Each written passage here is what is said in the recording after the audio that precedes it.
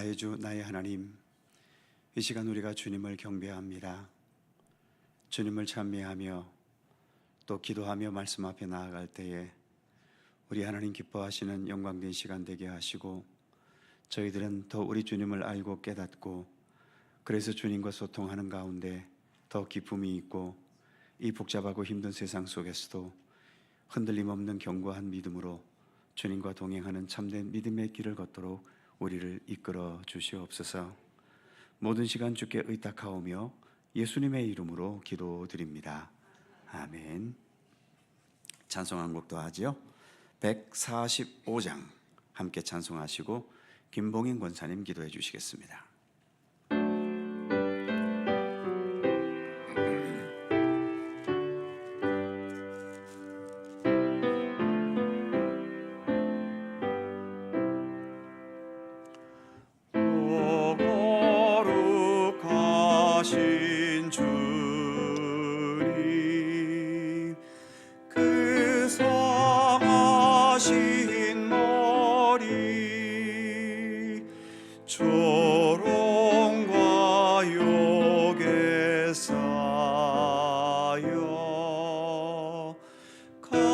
가시관 쓰셨네. 아침에 처럼 맑던 주님의 얼굴이 고통과 지옥으로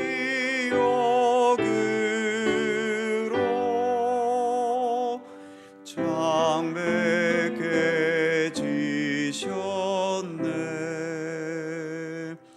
주 당하신 그 고난 죄인 위함이라. 내 지은 죄로 인해 주 형벌 받았네. 내 주 여비 없나니. 이 약한 죄인을 은혜와 사랑으로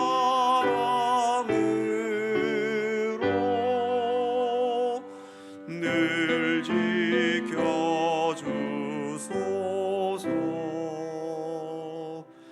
나 무슨 말로 주께 다 감사드리랴.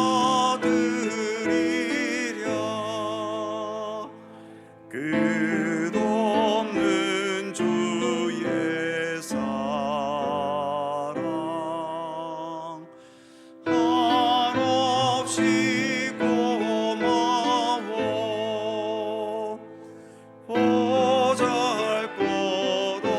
보잘것없는 나를 주의 것 삼으사 주님만 사랑하며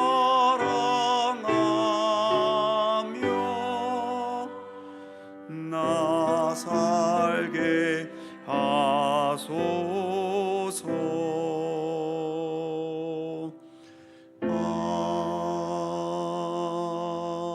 아멘.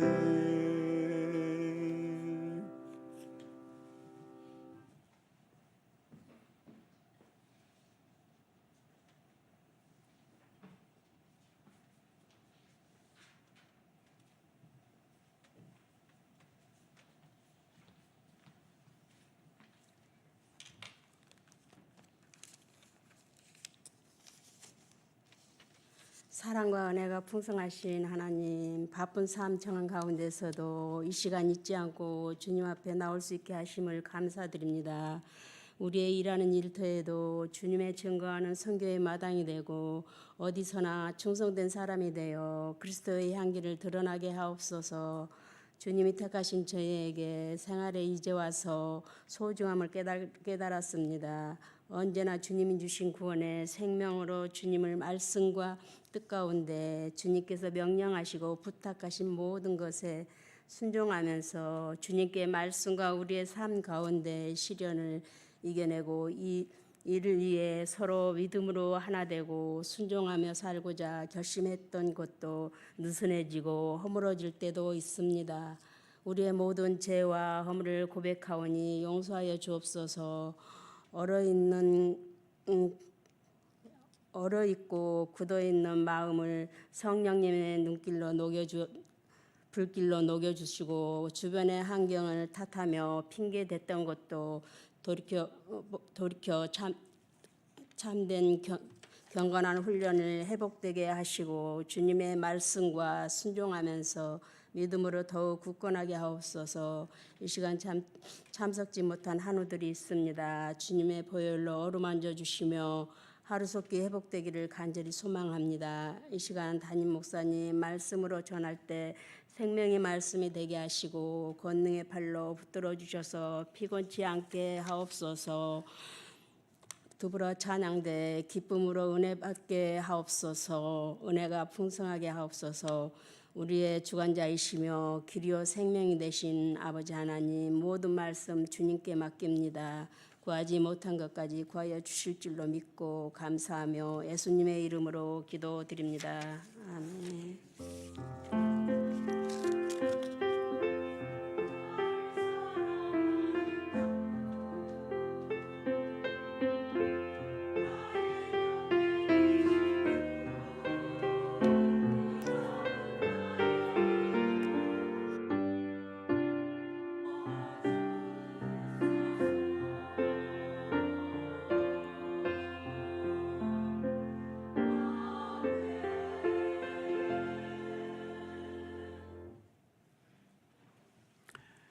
성경 말씀 고린도전서 15장 12절입니다. 고린도전서 15장 12절 신약성경 282면입니다.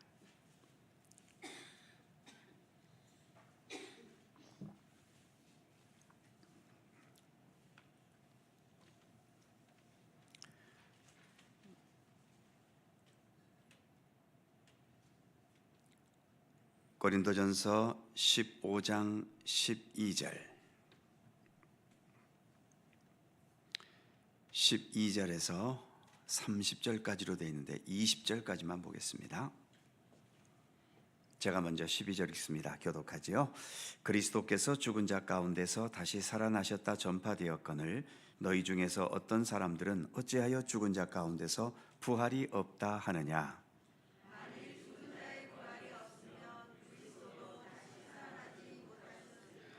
그리스도께서 만일 다시 살아나지 못하셨으면 우리가 전파하는 것도 헛것이요 또 너희 믿음도 헛것이며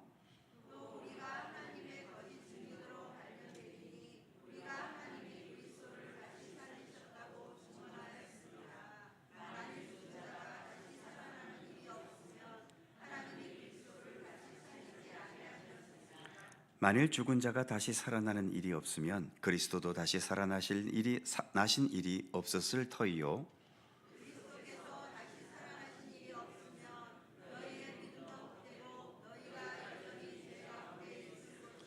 또한 그리스도 안에서 잠자는 자도 망하였으리니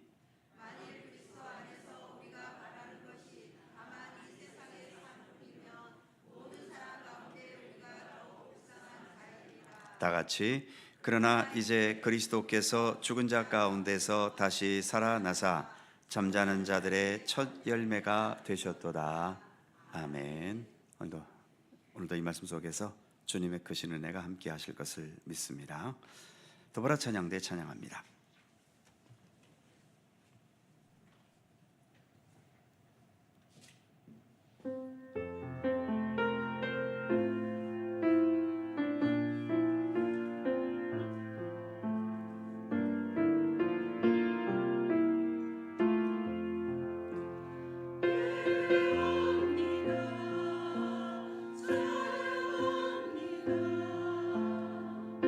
주님 홀로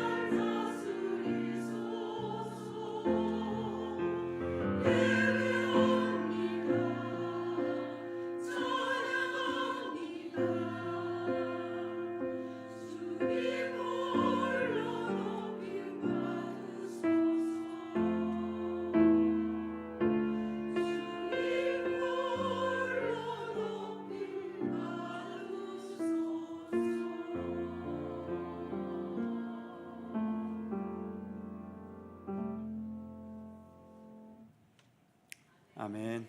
감사합니다.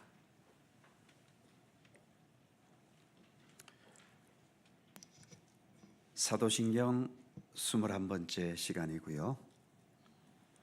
이제 십자가에 못 박혀 죽으시고 여기에 몇 주 동안 머물러 있다가 이제 그 다음 구절, 장사된 지 사흘 만에 죽은 자 가운데서 까지, 부활에 대한 내용도 오늘 내용에 조금 있습니다만 부활의 본격적인 내용은 또 다음 주부터 몇 주 또 우리가 생각해 보기로 하고요. 오늘은 장사된 지 사흘 만에, 장사되었다, 죽은 자를 장례 지냈다는 의미의 말이죠. 산 자를 장례 지내면 큰일 납니다. 이건 살인행위가 되고, 또 살아있는 사람은 산채로 땅속에 묻힌다는 게 이게 또 얼마나 비참한 현실이겠습니까? 그러니까 장사되었다는 것은 예수님은 완전히 죽으셨다는 그런 의미지요. 그런데 1번에 보시면 예수님의 죽으심을 부인하는 자들이 그 당시에도 있었습니다. 왜냐하면 부활이라는 것을 믿지 못하니까, 또 부활이라는 것을 인정하지 않으려면 예수님이 안 죽었다고 해야 되기 때문에, 그래서 이미 예수님 죽으신 그 이후에도 예수님이 죽으신 것이 아니다라고 하면서 부인하는 자들이 있었다는 거죠. 주로 당시에 여러 이단들이 그렇게 주장들을 했습니다.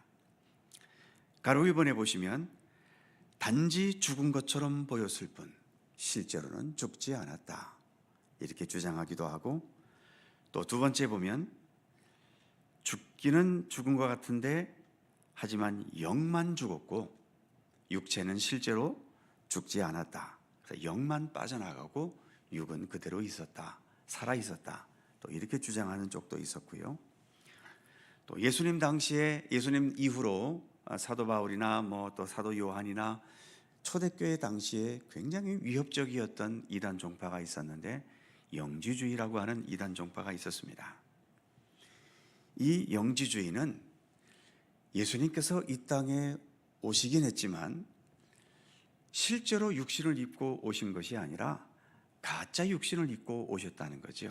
그러니까 실제로는 유령이나 이런 것처럼 그런 형체가 없는, 그래서 가현이다라고 보통 말합니다만, 우리 눈에는 육체로 보였지만 실제로는 허상으로 계셨던 그런 분에 불과하다는 거죠.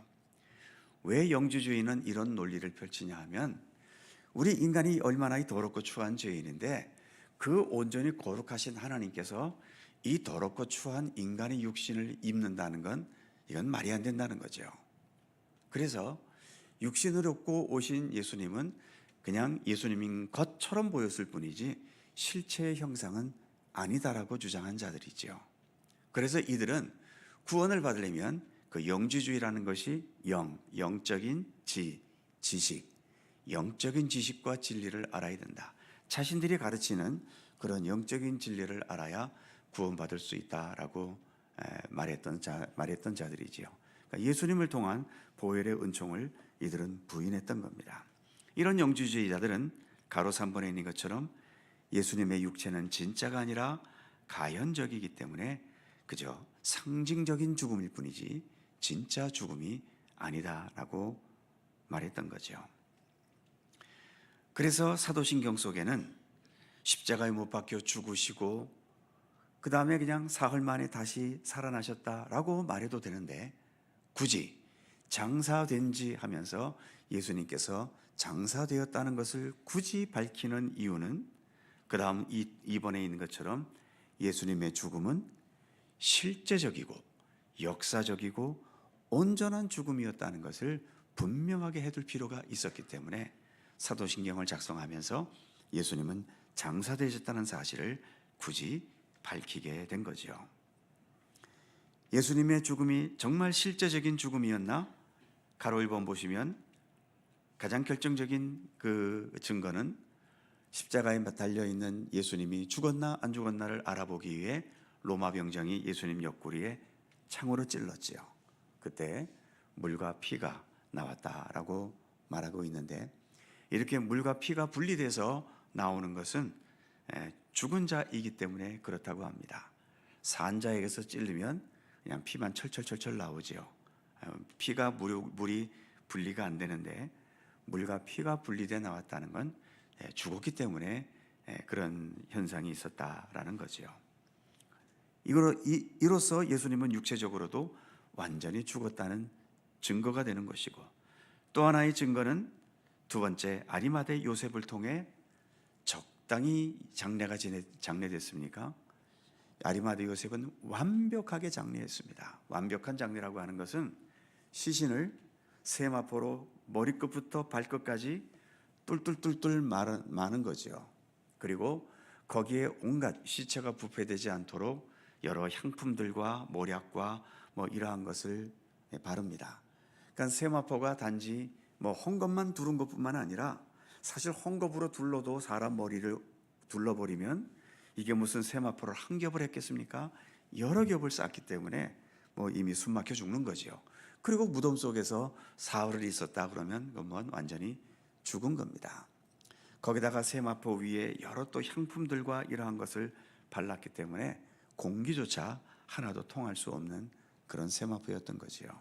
그런 완벽한 장례를 지냈기 때문에 일반적으로 지난번에도 말씀드렸듯이 십자가에 못 박혀 죽은 사람은 로마법으로 장례를 못 지내게 돼 있었습니다. 그냥 시체를 버려두게 됐죠. 그래서 십자가에 매달아 두든가 아니면 이제 죽었을 때에 십자가에서 내려오더라도 그 시신을 어디에 그냥 들판에 버리거나 그런 식으로 버려서 들짐승에게 밥이 되게 하는 장례도 못 지냈는데, 만일 그랬다면은 예수님이 그렇게 세마포로 안 썼다면 잠시 죽은 듯 하다가 버려졌을 때 다시 소생해서 살아날 수 있었다 그렇게 말하겠지만, 예수님은 아리마대 요셉을 통해서 완벽한 장례를 지냈기 때문에 예수님은 죽으신 게 확실하다라는 거죠. 그리고 마지막 세 번째 보시면, 무덤에 모신 후에 임봉하고 로마 병정들이 지키고 있었지요. 그래서 예수님은 완전히 죽으셨다는 것이 증명이 된다는 겁니다. 그리고 장사된 지 사흘 만에, 왜 또 사흘이란 말을 또 굳이 밝혔는가? 그냥 십자가에 못 박혀 죽으시고 부활하셨으니 이런 식으로 나가도 되는데, 굳이 장사된 지 거기다가 또 사흘까지 집어넣은 이유. 그 다음 3번이죠. 사흘 만에 죽은 자 가운데서, 첫 번째, 사흘은 유대인의 시간에서 완전한 기간입니다. 성경에는 완전수가 몇 가지가 있죠. 3도 완전수고, 또 가장 많이 사용되는 완전수는 7이죠. 그리고 또 하나의 완전수는 12. 그래서 3, 7, 12 이 세 개의 숫자가 유대인들에게는 완전 숫자로 그렇게 인식이 되고 있죠. 유대문헌에 이런 것이 있대요. 동그라미 1번에 유대문헌에 이런 글이 있답니다. 사람이 죽으면 혼이 사흘 동안 시시 주변을 떠돌다가 그 후에 완전히 떠난다. 유대문헌 중에 그런 문구가 있다고 합니다. 그래서 이렇게 죽은 지 사흘이 지났다는 것은 완전히 죽었다는 것을 의미한다는 거죠. 그래서 그 밑에 동그라미 2번에 보시면 사흘이 지나면 완전한 죽음으로 확정되었다는 겁니다. 그리고 또 사흘 만이라는 것을 굳이 넣은 이유는 가로 2번에 있는 것처럼 구약에서의 예언도 있었고, 또 예수님께서 자신의 죽음에 대해 말씀하실 때에 사흘이라는 또 기간을 그렇게 말씀하셨었지요. 구약 성경에서는 호세아 6장 2절 셋째 날에 우리를 일으키시리니 이런 구절이 있고요. 무엇보다 예수님 스스로도 예언하시기를 내가 십자가에 못 박혀 죽지만 사흘 만에 살아날 것이다 라고 예수님 자신이 예언하셨습니다. 그게 마태복음, 마가복음, 누가복음 그 외에도 여러 곳곳에서 예수님은 내가 사흘 만에 살아날 것이다 라고 예언하셨지요. 바로 그 예언과 예수님의 말씀이 성취되기 위해서, 그래서 사흘 만에 라고 하는 문자가 들어가는 것은 완전히 죽었다는 의미와 동시에 성경과 예수님의 말씀이 이루어진 것이다 라는 것을 나타내고 있다는 거죠. 그래서 밑에 가로 3번 그러므로 완전히 죽은 것이 확인된 후에 하나님께서 다시 살리셨다는 겁니다. 안 죽었는데 부활이라고 그러면 그건 사기지요. 거짓말이지요. 그래서 역사 속에서 이처럼 예수님의 죽음을 부인하는 자들이 많았기 때문에 사도신경 속에서는 예수님께서는 완전히 죽으셨다는 것을 밝혀야 했던 거지요. 자, 이렇게 해서 예수님의 죽음까지 끝이 났고요. 그 다음에 죽은 자 가운데서 다시 살아나셨으며 라는 두 글자로 줄이면 부활이다라고 보통 말합니다. 먼저 부활을 우리가 이해할 때에 가로 1번에 있는 것처럼 부활은 소생과는 다르다라고 하는 겁니다. 소생은 실제로도 사람이 죽어서 장례를 지내갖고 관 속에 놓고 땅에 묻으려고 했는데 갑자기 관에서 쿵쿵쿵쿵 소리가 나서 관 뚜껑을 열어보니까 죽었던 사람이 다시 소생하는 일들이 간혹 가다가 있었다고 하지요. 우리나라에도 그런 사례는 몇 차례 있었던 것 같습니다. 의사가 잘못 판단했든지 아니면 또 옛날 과거는 모든 게 어설펐으니까 그냥 죽은 줄 알고 장례를 지냈는데 알고 보니까 이제 안 죽은 거죠. 기절했다가 다시 깨난 것일 수도 있겠지요. 소생은 잠자다가 다시 깼든지 아니면 기절하다가 다시 정신이 돌아왔든지 그럴 때가 소생입니다. 다시 말씀드리면 내가 기절하든지 또 잠시 정신이 나갔든지 그때 상태와 지금 소생했을 때 나의 상태가 육체적으로는 동일한 거라는 거죠. 그러니까 육체의 한계에 여전히 있다는 겁니다. 그래서 밑에 동그라미 1번 보시면 소생은 육이 육 그대로 다시 사는 겁니다. 성경 속에 죽었다가 살아난 사람이 몇 사람이 있죠. 가장 대표적인 것이 마르다와 마리아 자매의 오라비였던 나사로가 죽었습니다. 요한복음 11장에 보면 이미 죽어서 시신이 썩는 냄새가 날 정도로 그래서 냄새나나이다 라는 말까지도 나오지요.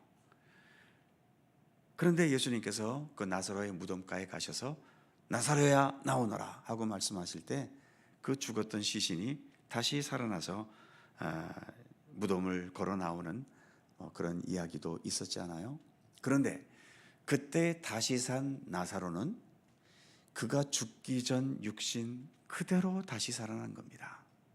다시 말씀드리면 죽었다가 다시 살아났지만 나사로는 그 이후에도 감기도 걸렸을 것이고 또 나이 들어서는 무슨 병이든지 또는 늙었든지 그래서 나사로는 또 죽었지요. 육을 벗어나지 못했기 때문에 소생은 다시 살아나는 기적이 있었다 하더라도 결국은 죽는다는 겁니다.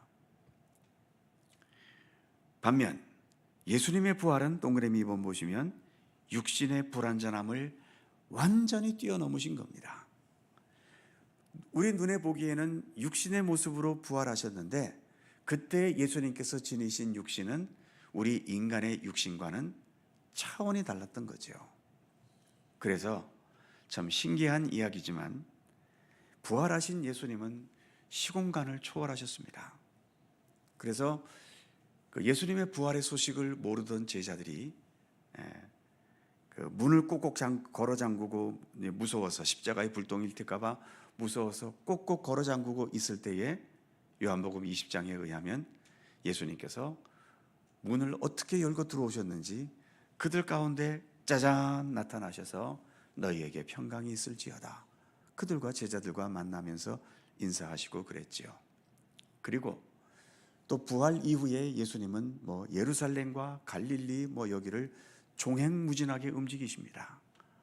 마치 홍길동이가 축지법을 써서 여기저기 막 날아다니듯이 그렇게 예수님께서 어떤 시간과 공간에 제한 없이 다니시는 것을 보여주고 있죠. 그래서 육신의 불완전함을 뛰어넘어 그 다음 보시면 신령하고 완전한 몸으로 부활하셨습니다. 그리고 마지막 40일이 지난 후에는 그 모습을 가지고 성경의 증언에 의하면 하늘로 그대로 들리움을 받으신 승천의 역사가 있었다라고 말하지요. 그래서 예수님의 부활은 다시 우리 인간과 똑같은 육체로 부활하신 게 아닙니다. 만일 예수님께서 우리와 또 똑같은 육체로 부활하셨다면 예수님도 또 결국 다시 또 시간 지나면 늙어서 또 두 번째 죽음을 당하셨겠지요. 예수님에게는 두 번의 죽음이 없습니다. 왜냐하면 그 부활의 역사를 통해서 완전한 생명체로 우리에게 나타나셨기 때문에. 그래서 우리가 그 부활하신 예수님을 보면서 소망을 가질 수 있는 거죠. 우리에게 있는 모든 한계들, 우리는 늘 우리에게 주어진 이 한계의 범위 속에서 얽매여 있잖아요.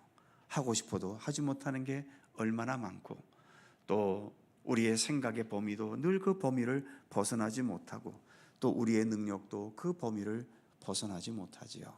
그러나 부활하신 예수 그리스도의 그 부활의 생명력을 우리가 힘입게 된다면 우리의 이 불완전함도 온전한 생명으로 새롭게 거듭날 수 있게 되는 것 아니겠습니까?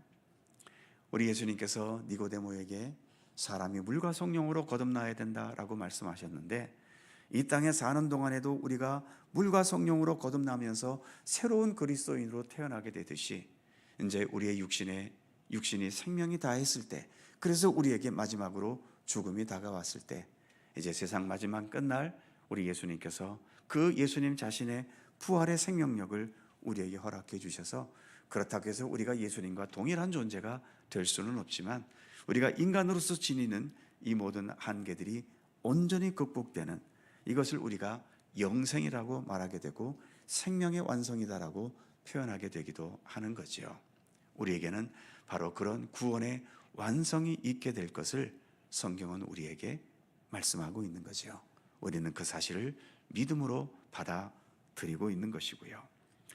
또 이런 말을 믿지 않는 사람들이 들으면 저 믿는 사람들은 어디 환상 속에 헤매는 사람이다 라고 또 비난하고 그럴지 모르겠는데요, 여러 차례 말씀드린 것처럼 우리가 신앙생활을 한다, 종교를 믿는다 라고 할 때에는 종교의 신비가 없으면 종교가 아닙니다.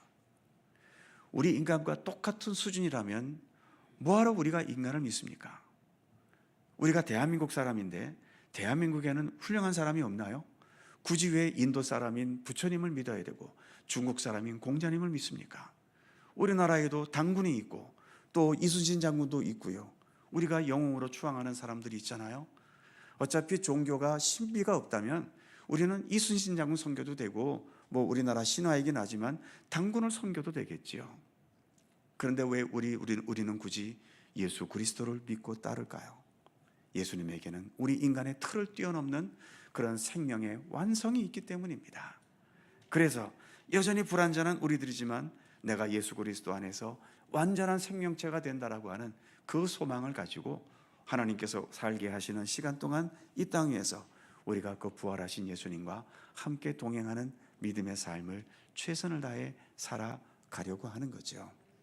이런 신비를 받아들이지 않고 이해하지 않으려 한다면 굳이 신앙생활을 할 필요는 없습니다.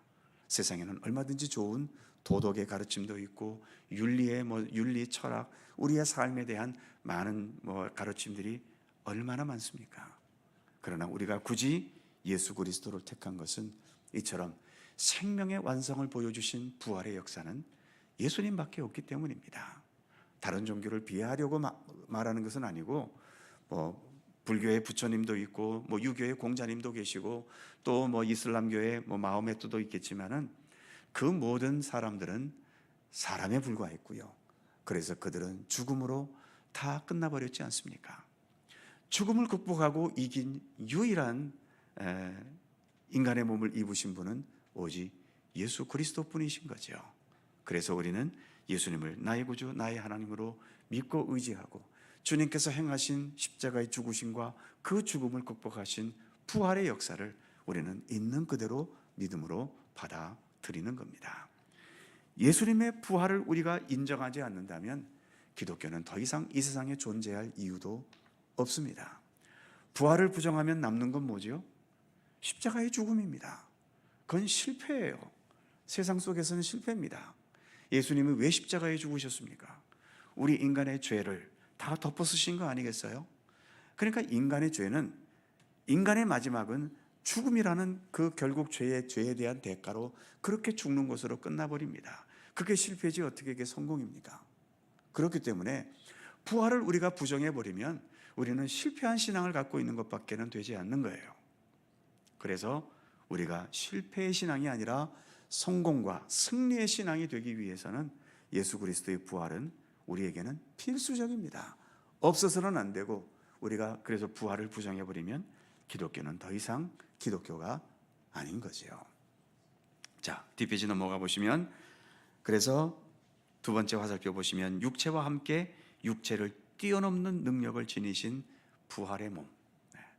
그러니까 완전한 생명체가 되셨으니까 우리 인간들 앞에서는 육체로도 보이실 수도 있고, 그러나 그 육체의 한계를 뛰어넘어서 얼마든지 시간과 공간을 초월하셔서 활동하시는 그런 예수님이신 것이 가능할 수 있었던 거죠. 이것을 그 밑에서 또 화살표 보시면 생명의 완성된 모습을 보여주신 것이다 라는 거죠. 그래서 우리가 아까 말씀드린 것처럼 주님의 부활의 생명력을 우리가 힘내는다고 해서 우리가 예수님과 동일한 존재가 되는 것은 아니지만, 피조물로서 하나님께서 정말 태초에 우리 인간을 만드실 때 그 가지셨던 그 어떤 완성된 하나님의 그 어떤 계획, 그것이 우리 안에 완전하게 이루어지는 거지요.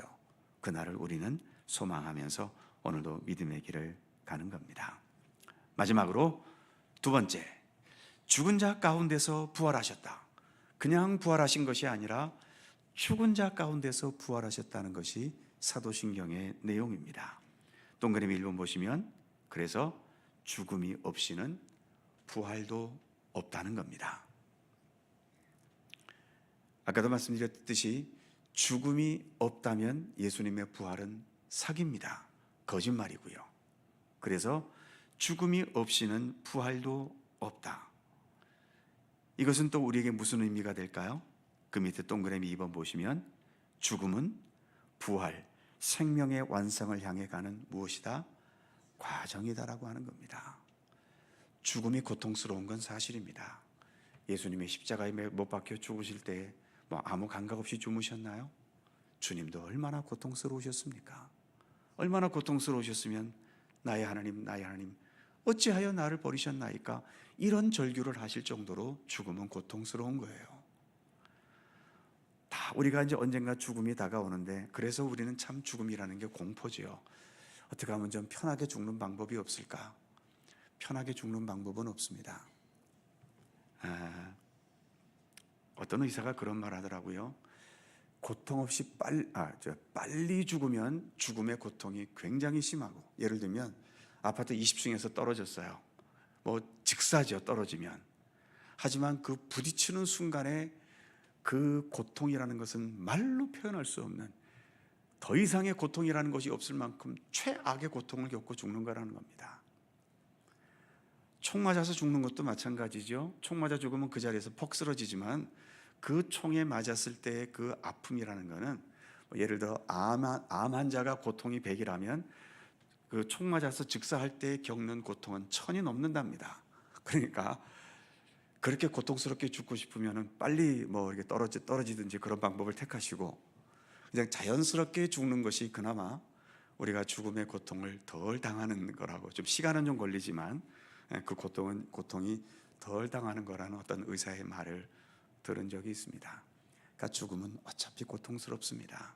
마치 한 생명이 이 땅에 태어나기 위해서는 어머니의 해산의 고통이 필수적인 것처럼 말이죠.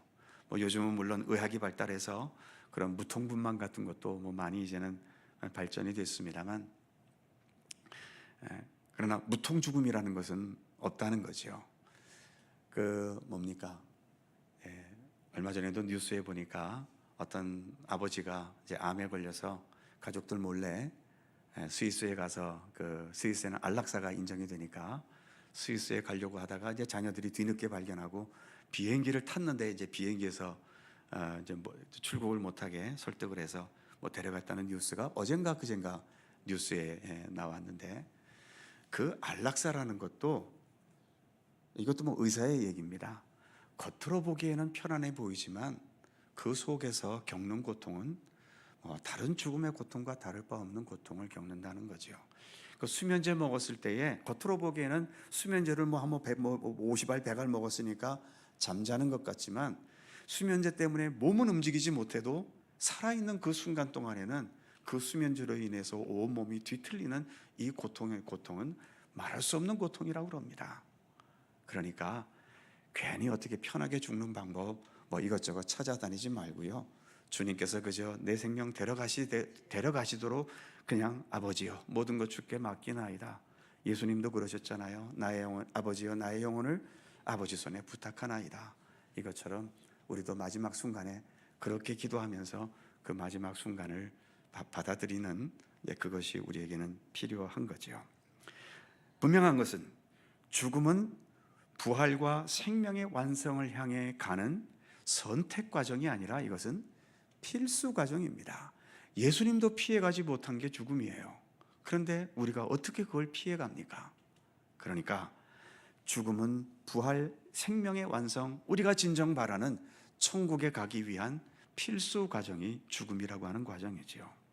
그래서 그 밑에 화살표에 보면 그렇다고 죽음이 축복이냐? 그 고통스러운데 그 고통스러운 걸 축복이라고까지 표현할 수 있겠어요? 좋은 거라고 할 수는 없겠지만 그래서 축복도 아니지만 그러나 비극과 저주도 아니라는 겁니다. 죽음이 고통스러운 건 사실이지만 그렇다고 해서 축복도 아니고 또 비극이나 저주도 아닌, 그 다음에 뭐라고 되어 있죠? 반드시 거쳐가는 한 과정일 뿐이다. 우리는 그렇게 인식하고 받아들여야 하는 거죠. 그리고 세 번째, 우리가 지금 어떤 상황에 있다 해도 우리는 지금 예수님과 함께하는 우리의 삶은 무엇을 향해? 부활을 향해 가고 있다는 것입니다. 지금도 우리가 건강한 분도 있고 아픈 분도 있고 부자도 있고 가난한 분도 있고 여러 상황은 각자가 다 다르지만 우리는 동일하게 예수 그리스도 부활을 향해 가고 있다는 것입니다. 그래서 예수님의 그 영원한 부활의 품에 안겼을 때 이 땅에서는 앞서고 뒤서고 잘났고 못났고 행복하고 불행하고 그로 인해 사람이 무수하게 생각도 견해도 다 달라지고 갈라지지만 주님의 품 안에 안기면 모든 것이 합력하여 하나가 되는 거죠. 이 땅에서 잘났던 것도 천국에서는 별 의미 없고요. 이 땅에서 고생했고 죽도록 힘들었던 것들도 주님의 부활의 품에 안기면 그 모든 것들은 다 기억 속에서 사라지는 겁니다. 그래서 주님의 부활의 품이 천국 아닌가요? 바로 우리는 그 천국을 향해 가고 있다라고 하는 거죠. 이 사실을 우리는 꼭 인식하면서, 그래서 사도 바울이 데살로니가전서 5장에서 말한 것처럼 항상 기뻐하라, 쉬지 말고 기도하라, 범사에 감사하라. 이 말씀이 가능하려면 천국에 대한 우리가 예수 그리스도 부활의 생명력을 힘입는다는 이 믿음과 소망이 없이는 절대로 항상 기뻐할 수 없고 쉬지 말고 기도할 수 없고 범사에 감사할 수도 없습니다.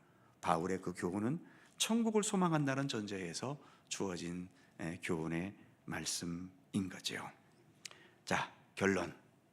그래서 우리는 예수님의 십자가 앞에서 겸손해라. 주님의 십자가 앞에서는요, 우리가 내세울 게 아무것도 없습니다. 아무리 내가 위대하게 이 세상을 살았다 하더라도 예수님의 십자가 앞에서 무슨 명함을 내밉니까?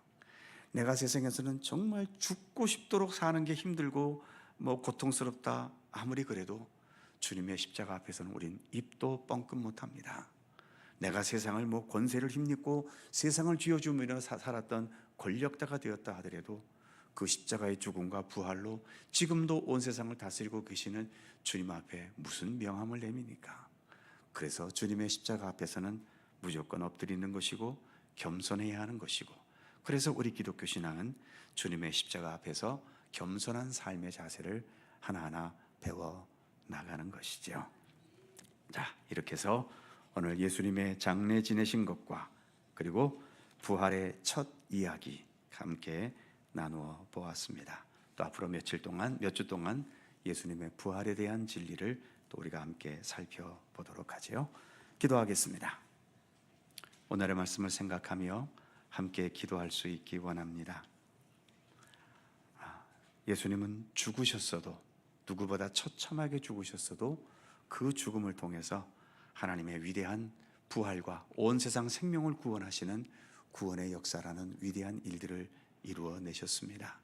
우리도 죽는 존재들이지요. 그러나 우리는 무의미한 존재들이 아닙니다. 우리의 죽음을 통해서도 또 하나님께서는 하나님의 선하신 역사와 뜻을 펼쳐 가시겠지요. 지금 우리가 겪고 있는 힘든 일들, 육체의 아픔들, 마음의 고민들, 삶의 힘겨운 여러 환경들, 또 나를 힘들게 하고 아프게 하는 수많은 삶의 비극과 위험과 또 여러 시련의 요소들, 지금으로서는 그것이 우리에게 참 견딜 수 없는 고통일 수 있지만, 그러나 주님께서는 결국 이 모든 것들도 부활의 생명력으로 합력하셔서 선한 역사를 이루어 가실 것입니다. 주님의 이 역사를 우리가 믿고 신뢰하면서 내가 어떤 환경 속에 있더라도 오직 주님만을 바라보고 믿고 의지하면서 지금 가고 있는 이 믿음의 길 더 견고하게 흔들림 없이 걸어갈 수 있도록 우리 각자의 믿음과 또 십자가와 부활에 대한 올바른 신앙이 우리 안에 온전히 세워질 수 있도록 위에서 기도해 주시기 바랍니다. 여러 육체의 질고와 또 삶의 힘겨운 조건 속에 고통스러워하는 우리의 이웃과 성도들, 또 여전히 전쟁 중에 있고 굶주림과 억압 속에 있는 이 땅의 모든 백성들을 위해서도 기도해 주시기 바랍니다. 이 나라와 이 민족을 위해서도 기도해 주시기 바랍니다. 다 함께 통성으로 2, 3분 오늘의 말씀을 생각하며 함께 간절히 기도드립니다. 거룩하신 아버지 하나님, 은총과 사랑에 감사드립니다. 오늘도 저희들에게 사도신경을 우리가 읽어가면서 주님의 십자가와 그리고 죽으심과 장사 지으신 것과 그리고 그 가운데서 다시 부활하신 부활의 손길을 이 시간 우리가 함께 살펴보게 해주셔서 감사합니다. 하나님 아버지, 주님의 고난과 그런 고통과 죽음이 있었기에 거기에서 또 주님께서 부활의 새 역사를 이루실 수 있었음을 믿습니다. 어떤 고통도 아픔도 고난도 그래서 우리에게 무의미한 것이 아니라 단지 비극이나 저주가 아니라 하나님께서 펼쳐가시는 역사 가운데 반드시 있어야 할 하나의 과정임을 늘 잊지 않게 하여 주옵소서. 우리가 일부러 고난을 자처할 필요는 없지만 어쩔 수 없이 내게 다가온 고난과 힘든 요인들 앞에 내 믿음이 무너지지 않게 하시고 삶의 중심이 흐트러지지 않도록 하나님 함께해 주옵소서. 더 견고히 주님만을 믿고 의지하면서 아버지 하나님 고난 가운데서 더 진실한 믿음으로 모든 상황들을 헤쳐나가며 주님의 부활의 새 생명을 향해 나아가는 우리들 되도록 도우시기를 간절히 빌고 원합니다. 주님의 부활의 역사를 믿고 확신할 수 있도록 굳건한 믿음을 우리에게 더하여 주옵소서. 그 어떤 것에 비해서도 흔들리지 않고 오직 주님은 다시 사신 분이시며 영원히 살아계신 분이시며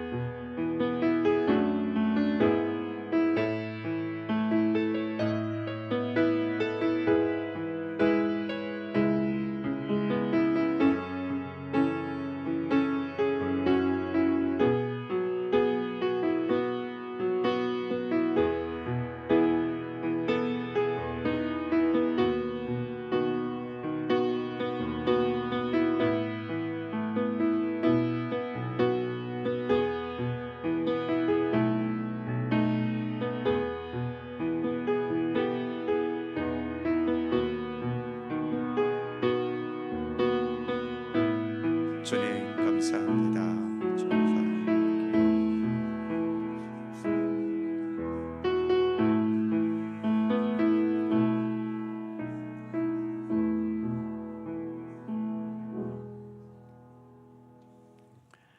사랑의 하나님, 십자가에 죽으셨고 또 장사된 지 사흘이어서 예수님은 완전히 죽으셨고 그 완전한 죽음 속에서 그 누구도 이루어낼 수 없는 새로운 생명의 역사인 부활의 역사를 나타내신 우리 하나님께 감사와 찬양과 영광을 돌려드립니다.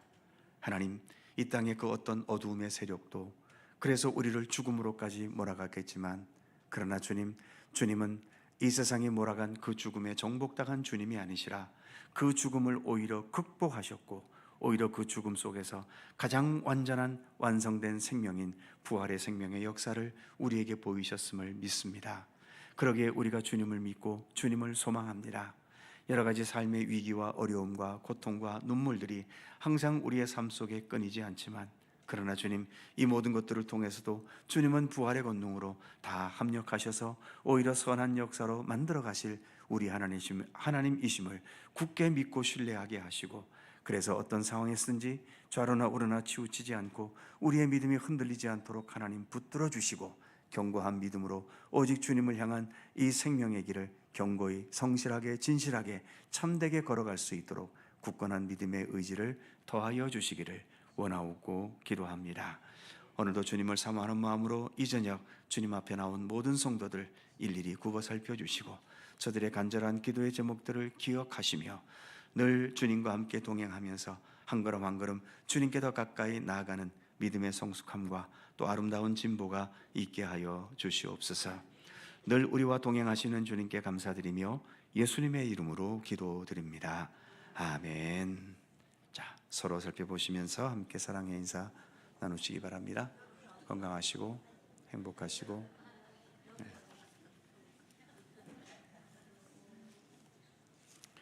자세한 교회 소식은 주보를 참조하시기 바랍니다. 자, 아까는 예수님 고난 찬송을 불렀는데 이번에는 부활 찬송입니다. 160장 찬송하시고 주님 가르쳐 주신 기도하지요.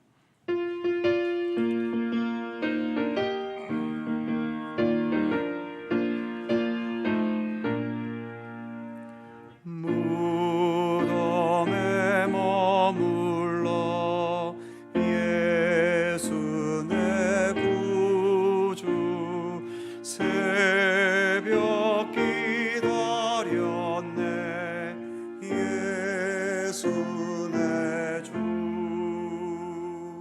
원수를 다 이기고 무덤에서 살아나셨네 어둠을 이기시고 나와서 성도 함께 길이 다스리시네 사셨네 사셨네 예수 다시 사셨네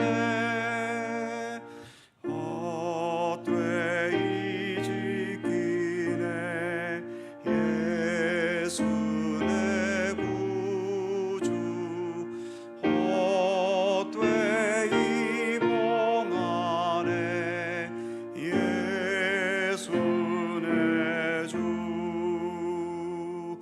원수를 다 이기고 무덤에서 살아나셨네 어둠을 이기시고 나와서 성도 함께 길이 다스리시네 사셨네 사셨네 예수 다시 사셨네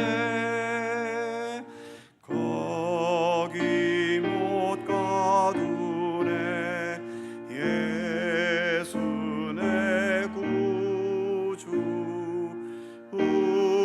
우리를 살리네 예수 내 주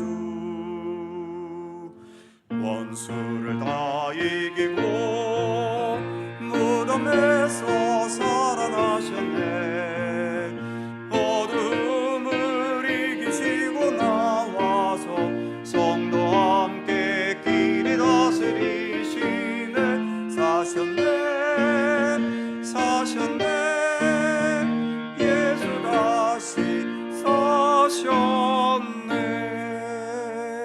사셨네. 하늘에 계신 우리 아버지, 아버지의 이름을 거룩하게 하시며 아버지의 나라가 오게 하시며 아버지의 뜻이 하늘에서와 같이 땅에서도 이루어지게 하소서.